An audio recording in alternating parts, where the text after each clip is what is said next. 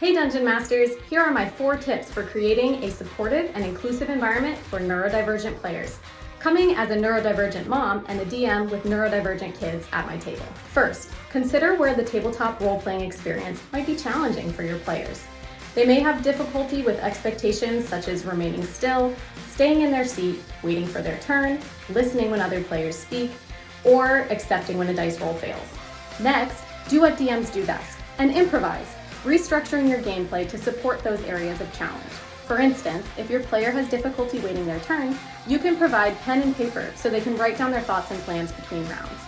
If your player has trouble staying still, make sure there is space and allowance to get up and move around during gameplay. Provide fidgets for stimming, or make sure you plan to take breaks when players start to lose focus. If your player has trouble staying organized or handling information overload, restructure your character sheet and give instructions one at a time. Third, after your players have time to process, reach out to them to ask, what did you enjoy about the game? What was hard?